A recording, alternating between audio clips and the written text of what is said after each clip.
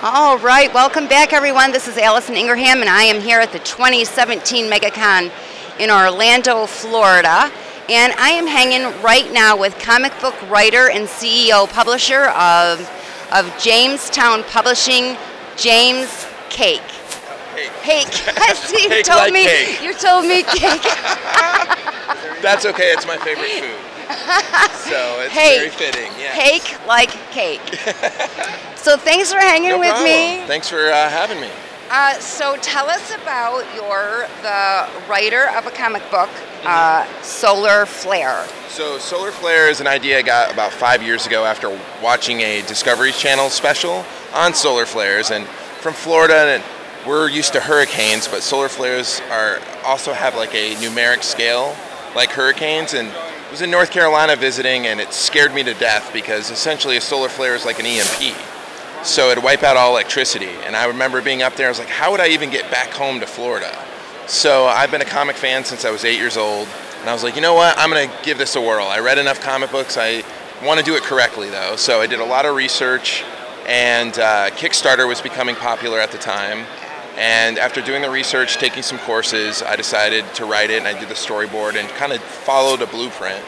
And 2.5 years later, I've signed with a great publishing company called Scout, who takes creator-owned properties like my own and just really pushes us, and it's a great bunch of people. And Solar Flare, the story is, solar flare hits, wipes out all electricity like a giant EMP. And the main character of our story, which is Jake right here, he has to go from Florida to Tennessee to reunite with his family as society begins to unravel quite quickly because there's no electricity. So we self-published the first story arc 1 through 6 on Kickstarter, and that was called Fort Myers, which is where the story starts.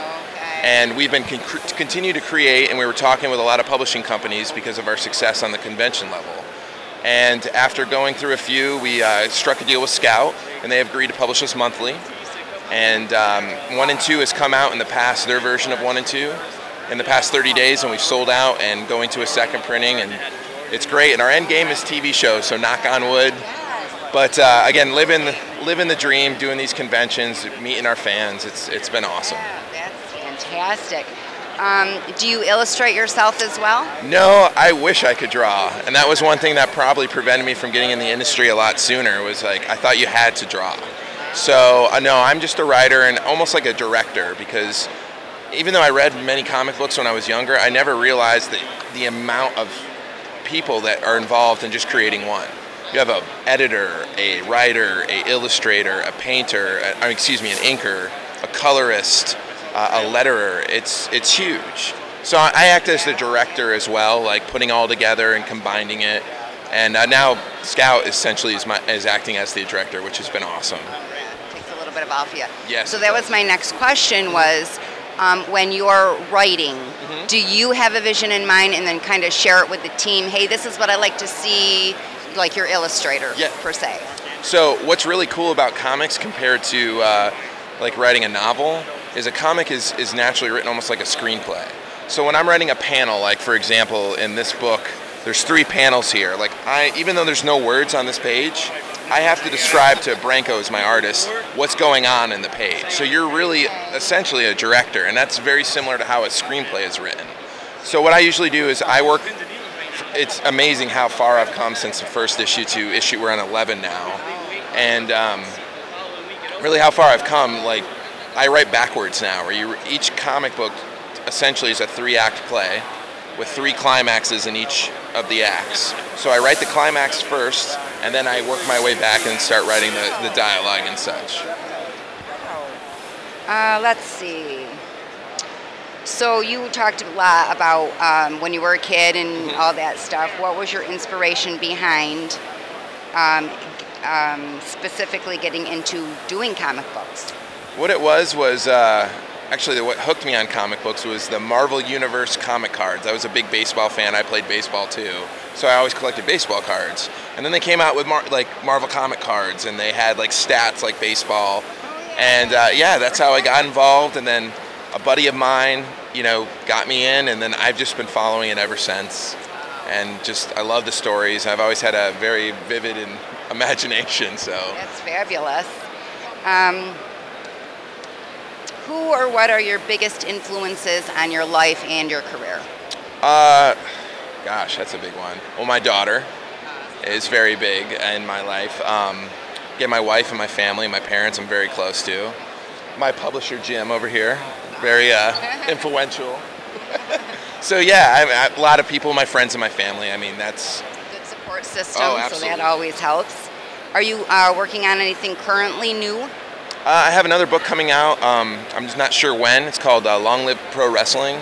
I'm a closet wrestling fan, and essentially what the book is about is the backstage politics of wrestling. I like those the most. So I'm trying to, I mean, there's a huge base of wrestling fans out there. I mean, huge.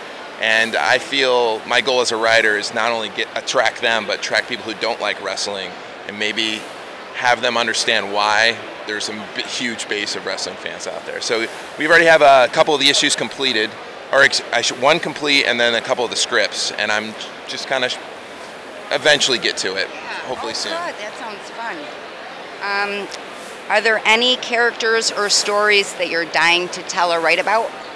That one for sure. The other one I have is called The Mall, which is based on the mall that I grew up going to back in the 80s, 90s. And it's essentially a crime drama where a family basically inherits a mall that's a criminal, actually is a front for a criminal organization. So yeah, I'm anxious to, slowly but surely, I want to do things. I don't want to get overwhelmed. Yeah, don't get overwhelmed. Yeah. Oh no. In the world of comic books, what liberties or restrictions do you observe? Try not to get too political. And my dad always told me, you try not to talk religion or politics. So I'm going to stick by my dad's advice and kind of stay away. But it's very liberating in comics because you can do whatever you want. You know, freedom of press, freedom of speech. It's awesome. So.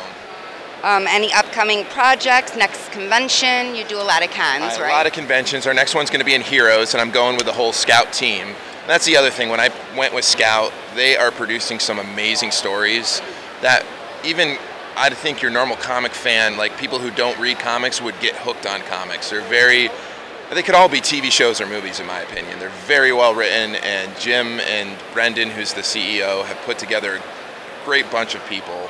And they're good people too, not just the good art and good story. But so I'm going up them with Heroes, which is in Charlotte, and I believe that's in the middle of June, 16th, I want to say. Good. And where can people find you and your work? All right, they can go to solarflarecomic.com or facebook.com/solarflarecomic. You can also find me at scoutcomics.com. And yeah, be sure to like us on Facebook and Twitter. Awesome. Very cool. Social media is the key in this day and age, you know? That is right. Well, thank you so much. It's been so much fun hanging with James today. Don't forget to hit that like button, leave a comment, let us know what you think of today's show and our guests. You can also check our guest link below. Remember to subscribe, log in, and stay tuned to see who we're hanging with next. That was awesome. Great. Thank you. Thank you so much.